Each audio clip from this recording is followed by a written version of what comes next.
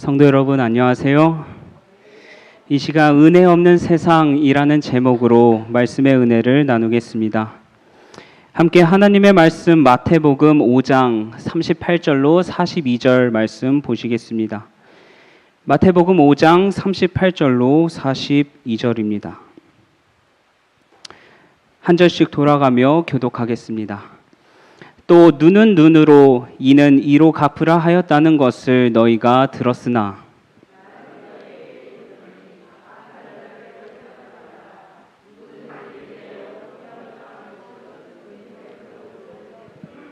또 너를 고발하여 속옷을 가지고자 하는 자에게 겉옷까지도 가지게 하며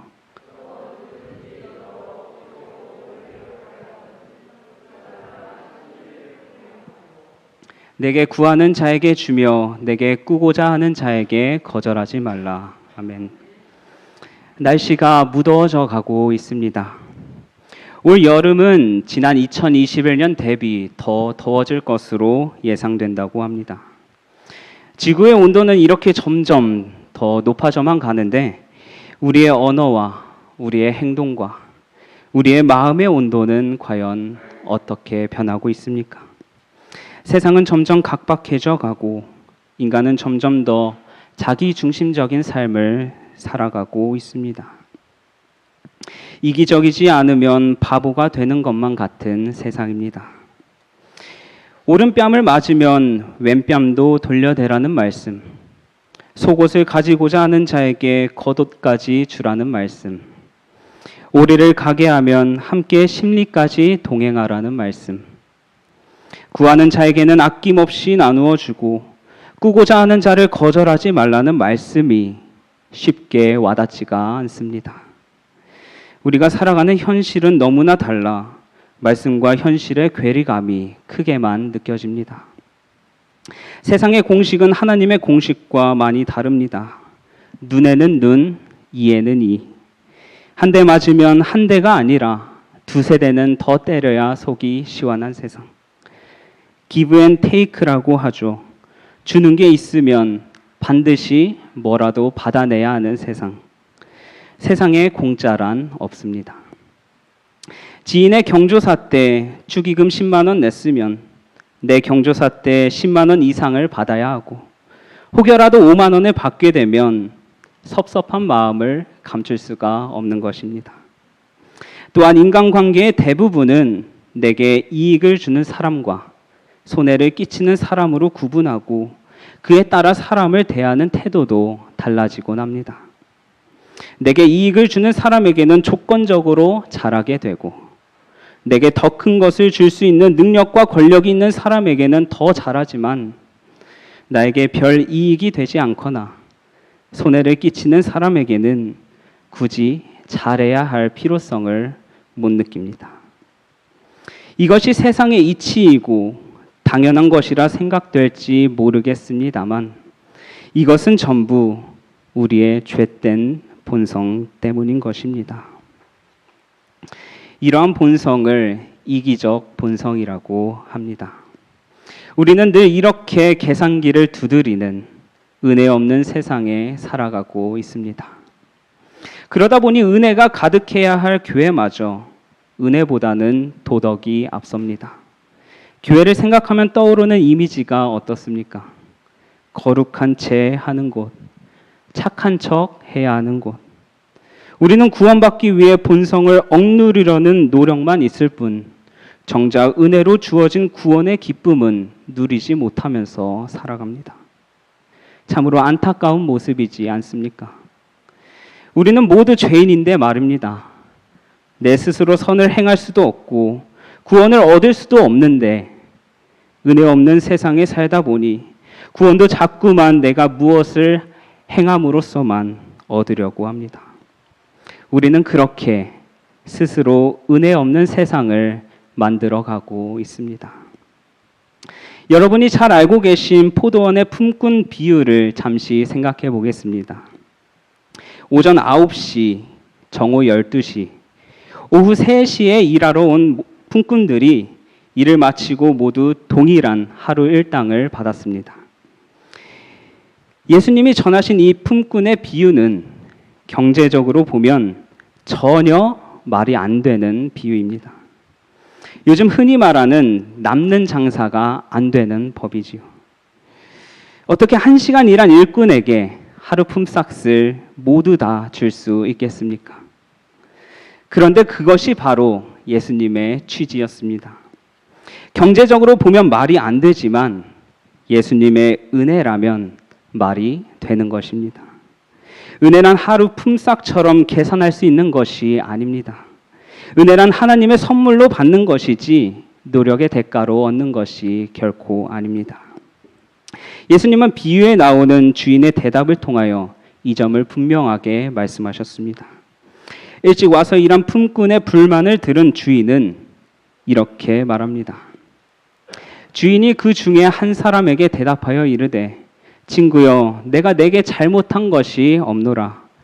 내가 나와 한 데나리온의 약속을 하지 아니하였느냐. 내 것이나 가지고 가라. 나중은 이 사람에게 너와 같이 주는 것이 내 뜻이니라. 내 것을 가지고 내 뜻대로 할 것이 아니냐. 내가 선함으로 내가 악하게 보느냐.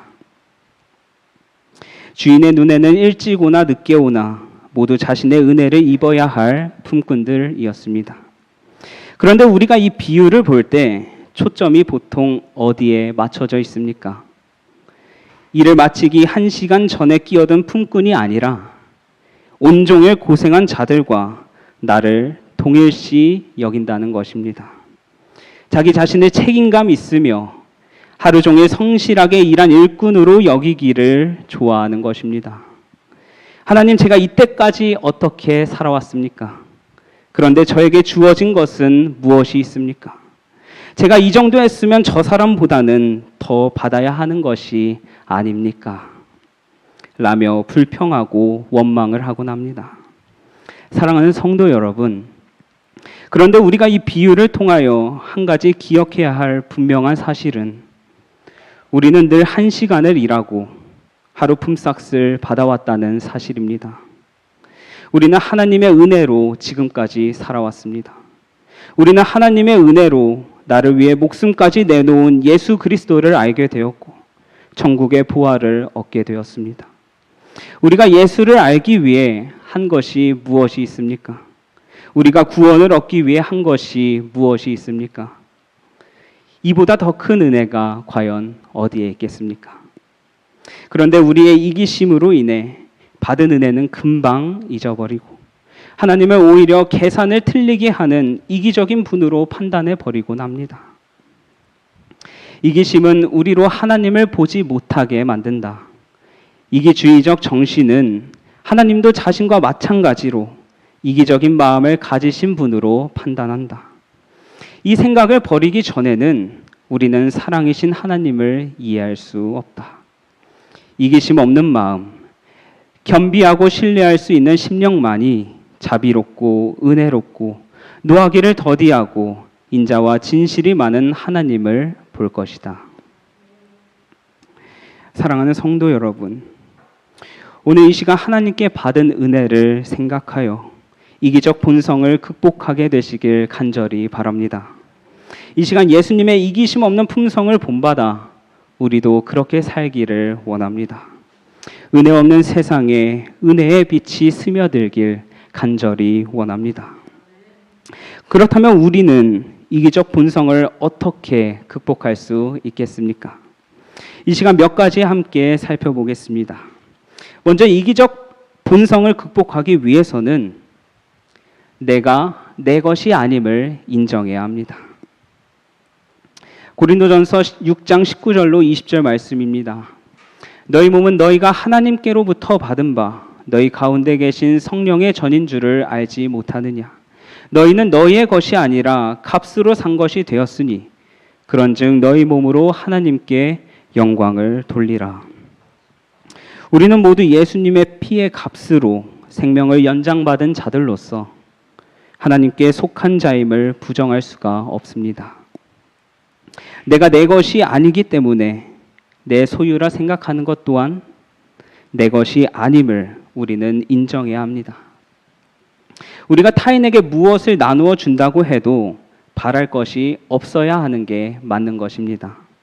왜냐하면 우리가 가지고 있는 것들은 모두 나의 업으로 얻어진 것이 아닌 하나님의 은혜로 얻어진 것이기 때문입니다.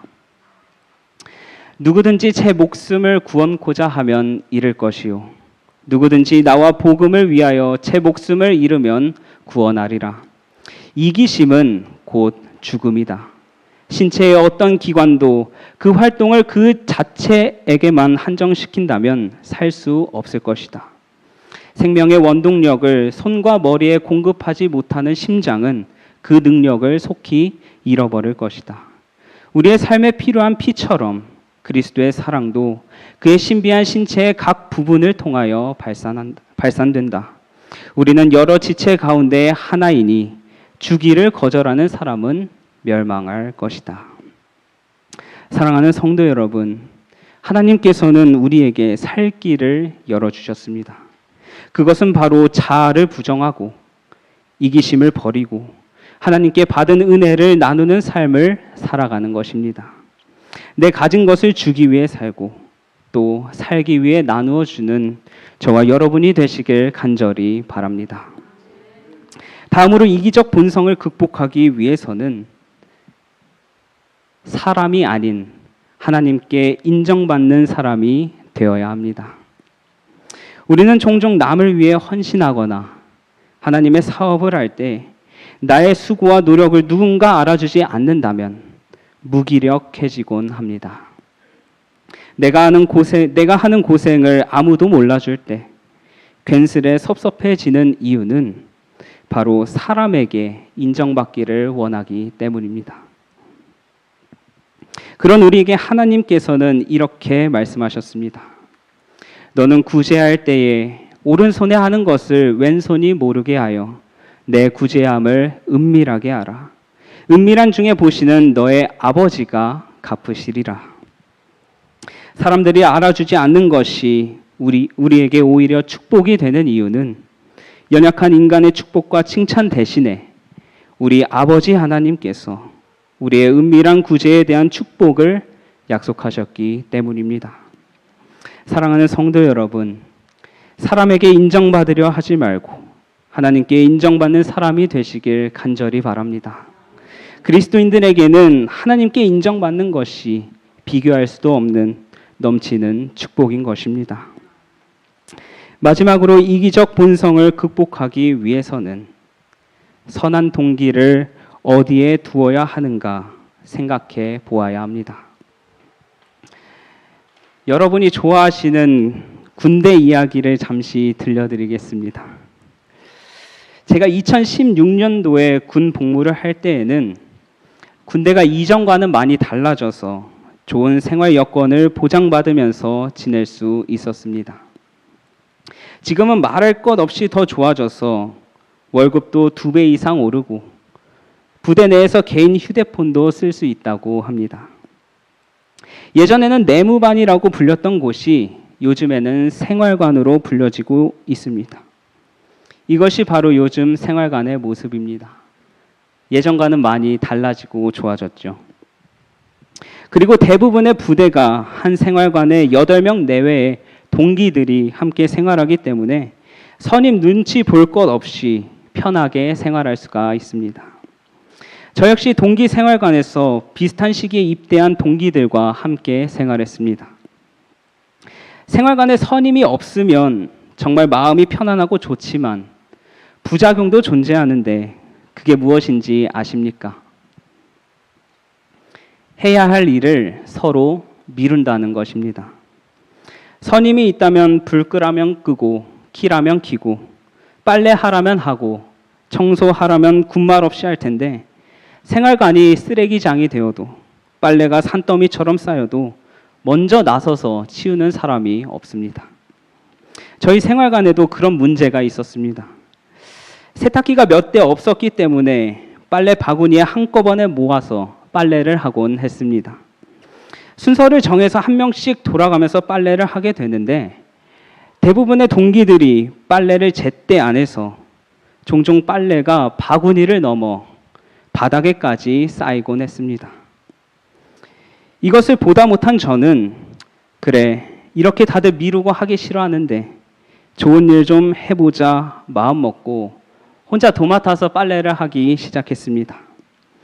하루 이틀, 3일 빨래를 널고 있는데 하루는 동기가 저의 빨래하는 모습을 보더니 이렇게 말하고 지나가는 것이었습니다. 형준이 빨래하네, 수고한다. 제 기분이 어땠을까요? 격려해주는 동기의 모습에 힘이 나서 더 열심히 할 수 있었겠습니까? 아니었습니다. 섭섭하다 못해 화가 치밀어 올랐습니다. 그런데 화가 나면서도 스스로에게 의문이 들었습니다. 내가 왜 화를 내고 있는 걸까? 분명 그들을 위해서 시작했던 일이 아니었던가? 고민 끝 해답을 찾게 되었습니다. 이것이 다 나의 이기심 때문이구나. 나의 이기심 때문에 선한 동기마저 변질되었다는 사실을 깨닫게 되었습니다. 베풀면 보상이 오리라는 세상의 공식에서 벗어나질 못했습니다. 제가 처음 빨래를 도맡아서 하게 된 동기가 무엇이었겠습니까? 함께 생활하는 동기들을 위해 나를 조금 희생하는 것이었습니다. 그걸로 저는 만족하면 되는 것이었습니다. 마귀는 모든 정교한 속임수를 꾸며내어 인간의 모든 선한 동기를 저지시키기 위하여 노력할 것이다. 사랑하는 성도 여러분, 우리는 처음에 가졌던 동기를 잘 살펴보아야 합니다. 동기를 잊으면 사탄에 의해 타인을 위한 일도 개인적 만족을 채우는 데에 그치게 되는 것입니다. 교회에서도 마찬가지입니다. 하나님의 사랑이 필요한 영혼들을 찾아가서 베풀고 그들을 위해 기도하면 무언가 반응이 오기를 기대합니다. 그리고는 기대했던 반응이 나타나지 않으면 실망해 버리고 납니다. 영혼을 찾아가는 동기가 무엇이었습니까? 내 이웃을 내 몸과 같이 사랑하는 것이 아니었습니까? 나와 같이 모든 일에 모든 사람을 기쁘게 하여 나의 유익을 구치 아니하고 많은 사람의 유익을 구하여 저희로 구원을 얻게 하려는 동기가 아니었습니까? 우리가 진정 영혼을 사랑하는 건지 결과를 사랑하는 건지 구분이 안 될 때가 정말 많습니다. 사랑하는 성도 여러분, 영혼을 대할 때에 돌아오는 것이 없더라도 하나님께서 본래 주셨던 선한 동기로 영혼들을 대하시길 간절히 바랍니다. 그리하여 우리의 이기적 본성을 극복하고 예수 그리스도의 무조건적인 사랑을 베풀게 되시길 간절히 바랍니다. 말씀을 줄이면서 여러분에게 질문 하나를 드립니다. 여러분의 마음속에 예수님이 존재하십니까? 제가 사는 곳은 숲세권이라 공기도 좋고 아침에 일어나 책상에 앉아 있으면 짹짹 노래하는 새 소리도 들립니다. 그런데 어느 날은 새 소리가 안 들렸던 것 같은데 또 어느 날은 들리곤 합니다. 나중에서야 알아차리게 되었습니다.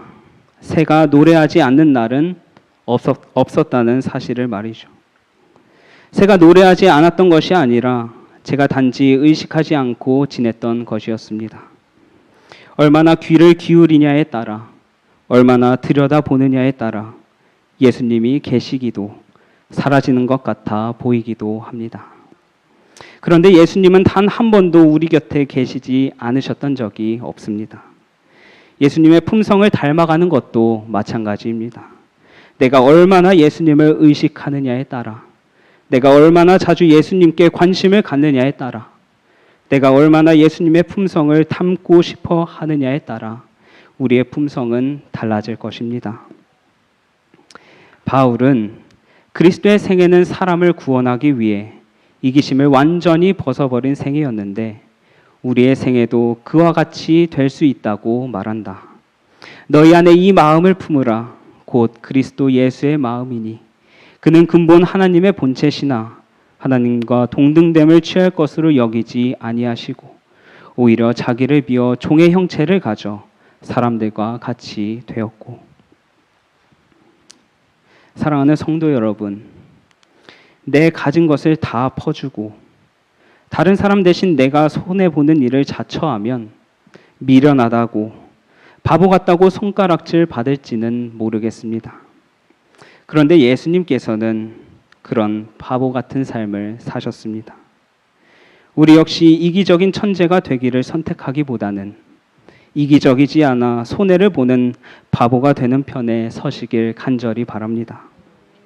내가 바보가 되어서라도 주변 이들에게 하나님의 은혜를 나눌 수 있다면 그것으로 만족하는 삶을 살게 되길 간절히 바랍니다. 내 평생 하나님께 은혜를 받았으니 이제는 각 개인이 은혜의 통로가 되고 우리 교회가 은혜를 키우는 씨앗이 되어 이제는 은혜 없는 세상이 아닌 은혜 있는 세상에 살아가는 저와 여러분이 되길 바라면서 말씀을 마치겠습니다. 함께 기도하겠습니다.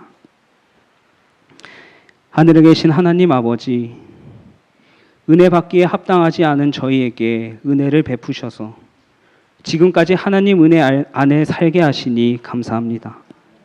받은 은혜가 크지만 내가 받은 은혜는 생각하지 아니하고 내가 베푼 것만 생각하는 이기적인 저희의 마음을 용서하여 주시옵소서.